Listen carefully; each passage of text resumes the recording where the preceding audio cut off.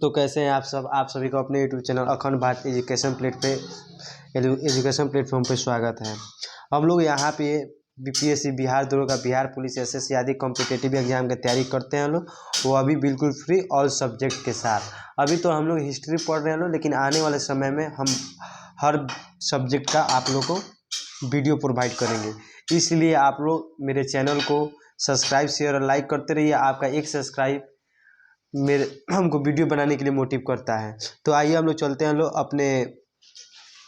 अपने वो इसी पे टॉपिक पे। देखिए, पहले हम लोग दिल्ली सल्तनत के बारे में पढ़ रहे हैं, ठीक है। दिल्ली सल्तनत में हम लोग गुलाम वंश के बारे में, खिलजी वंश के बारे में, तुगलक वंश के बारे में पढ़ चुके हैं लोग। अब हम लोग चौथा वंश पढ़ेंगे लोग, लोधी वंश, ठीक है। तो आइए लोधी वंश के बारे में हम लोग जानते हैं लोग। तो देखिए, जो लोधी वंश का समय काल था, ठीक है, समय पीरियड, वो 1451 ईस्वी से लेके 1526 ईस्वी तक रहा, ठीक है। कब तक? 1451 ईस्वी से लेके 1526 ईस्वी तक रहा लोधी वंश का कार्यकाल, ठीक है। तो आइए इनके बारे में कुछ संक्षिप्त में जानते हैं लोग। देखिए, ये भारत का पहला युद्ध अफगान वंश था। जैसे क्वेश्चन आप लोग से पूछ देगा कि भारत का पहला युद्ध अफगान वंश कौन सा वंश था, तो कौन सा वंश था? तो लोधी वंश था, ठीक है। इस वंश के संस्थापक यानी लोधी वंश के संस्थापक बहलोल लोधी थे। कौन थे? बहलोल लोधी थे, ठीक है।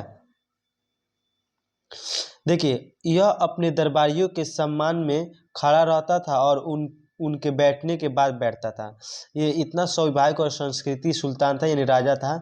जब इनके दरबार लगता था तो उस दरबार में जितने भी दरबारी आते थे ना, उन लोगों को बैठ जाने के बाद ये क्या करता था? अपने सिंहासन पर बैठते थे, ठीक है। इसने जौनपुर पर आक्रमण करके उसे जीत लिया था। ये जौनपुर पर आक्रमण करके क्या किया था? जौनपुर को जीत लिया था। इसने एक सिक्का चलाया जिसे बहलोल सिक्का कहते हैं, और इन्होंने अपने इति में क्या किया? एक सिक्का का चलाया, और इस सिक्कों को बहलोल लोधी के नाम से जाना गया था।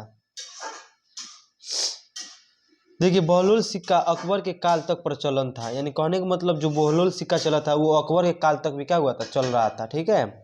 बहलोल लोधी अपने सरदारों को मकसद ए अली कहकर पुकारता था, यानी कहने का मतलब जो बहलोल लोधी था, उनके जो सरदार थे ना, उन सरदारों को मकसद ए अली के नाम से क्या करता? कह के पुकारता था, ठीक है।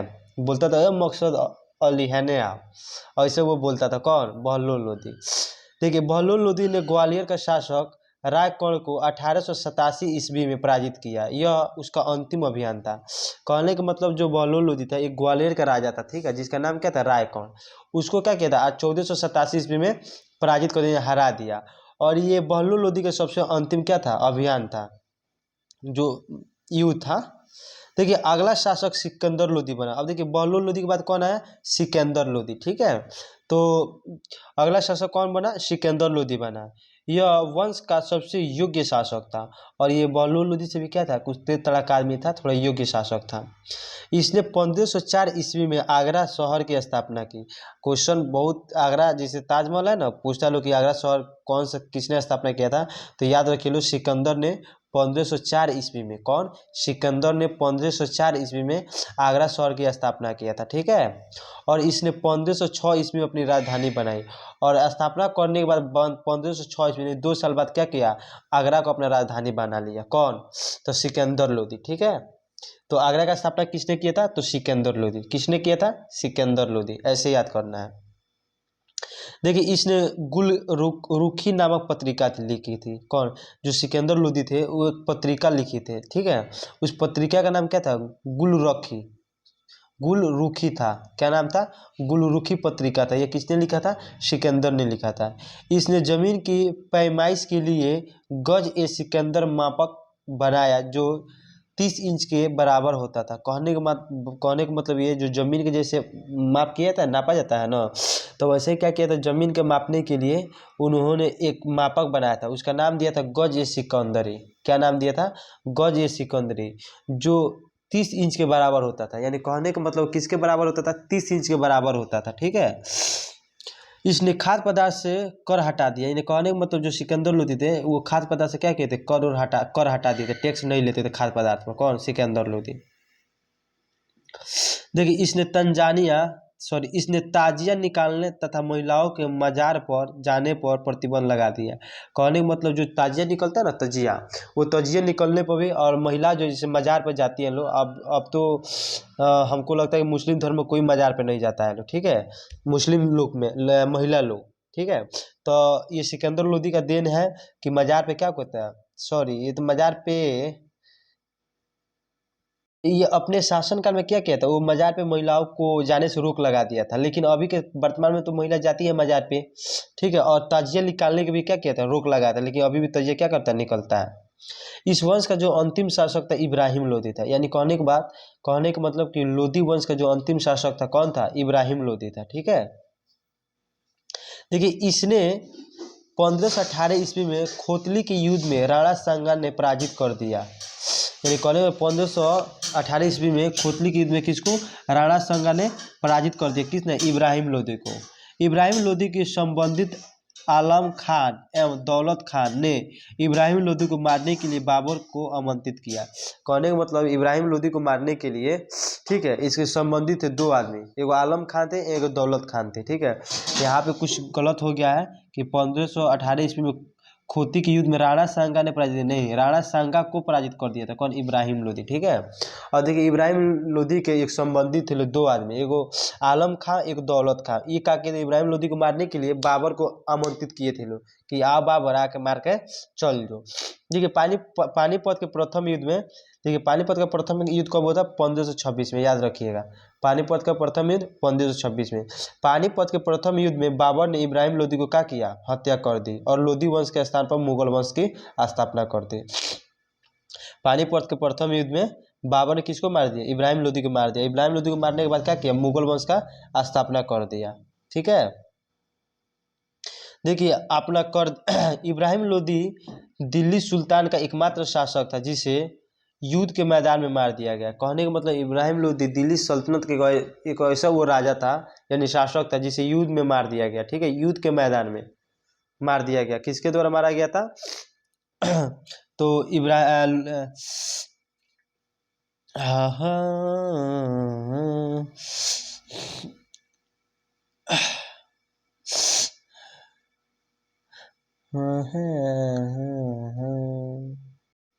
चलिए आगे, उसे किसके द्वारा मारा गया था, तो इब्राहिम कलम बाबर के द्वारा क्या किया था, उसको मार दिया गया था, ठीक है। देखिए अब हम आते हैं दिल्ली सल्तनत की संस्कृति तथा व्यवस्था के बारे में। किसके बारे में, दिल्ली सल्तनत की जो संस्कृति और व्यवस्था है उसके बारे में। देखिए दिल्ली सल्तनत पर इस्लामिक कानून लागू था। दिल्ली सल्तनत में कौन सा कानून लागू था, इस्लामिक कानून लागू था, किंतु अधिकांश जनसंख्या मुसलमान थी, और दिल्ली सल्तनत में अधिकांश जनसंख्या क्या थी, मुसलमान थी। इसी कारण इतिहासकार बर्नी ने सल्तनत काल को वास्तविक इस्लाम नहीं कहा है। सल्तनत काल के अधिकतर अधिकारी अमीर तथा सुल्तान तुर्क कबीले के थे। यानी कहने का मतलब जो सल्तनत काल में जितने भी अधिकारी थे वो अमीर थे, और किस एथी के थे, सुल्तान के तुर्क कबीले के थे, ठीक है। देखिए दिल्ली सल्तनत का जो वित्तीय व्यवस्था था, इस समय अर्थव्यवस्था का मुख्य आधार कृषि एवं व्यापार था। कहने का मतलब जब दिल्ली सल्तनत था तो उस समय क्या था, जो अर्थव्यवस्था का मुख्य आधार क्या था, कृषि था, ठीक है। इनके समय सबसे 5 प्रमुख, करने का मतलब कि उनके दिल्ली सल्तनत में 5 प्रकार के क्या हुए थे, कर लिए जाते थे, ठीक है। पहला उस्र, दूसरा मुतई, तीसरा खराज, चौथा चेरी और पांचवा घेरी, ठीक है। ये कर का नाम है जो कि दिल्ली सल्तनत में लिया जाता था, ठीक है।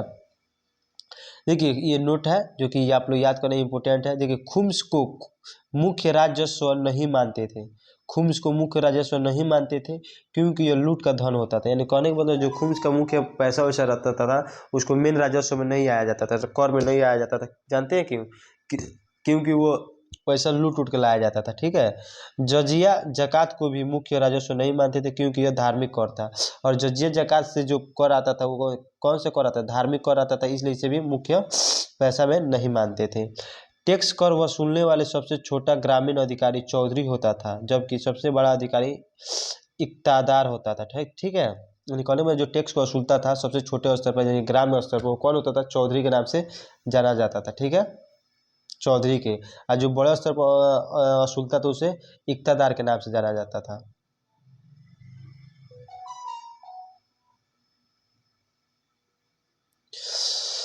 देखिए, जब इक़्तिदार निश्चित टैक्स से भी ज़्यादा टैक्स वसूल कर लेता था तो इस अतिरिक्त आय को फवाजिल कहा जाता था। यानी कहने का मतलब कि आप लोग कोई चीज़ खाते होते हैं, चाहे कोई चीज़ रहता है ना, कर कि ये खैला से फाजुल बात दे करा के, वही है जो इक़्तिदार था अगर ज़्यादा टैक्स ले लेता था तो क्या होता था, उसे फाजुल आय के नाम पे रख दिया जाता था। टैक्स वसूलने में हो रहे भ्रष्टाचार के निगरानी के लिए अलाउद्दीन खिलजी ने दीवान ए मुश्त खराज नामक विभाग बनाया। कहने का मतलब कि दिल्ली सल्तनत में क्या अलाउद्दीन खिलजी के बारे में पढ़ा है, तो वो जो उसके शासनकाल में जब टैक्स लिया जाता था ना, तो क्या कहता था, बहुत सारा टैक्स को क्या क्या करता था, उसको देख रेख करने के लिए भ्रष्टाचार होने लगता था, कोई चुरा लेता था, कोई नहीं देता था, तो इसीलिए एक विभाग बनाया। उस विभाग का नाम क्या था, दीवान ए मुश्त खराज था। ठीक है। सल्तनत काल में टाका तथा जीतल भी प्रमुख सिक्के थे जिसे इल्तुतमिश ने चलाया था।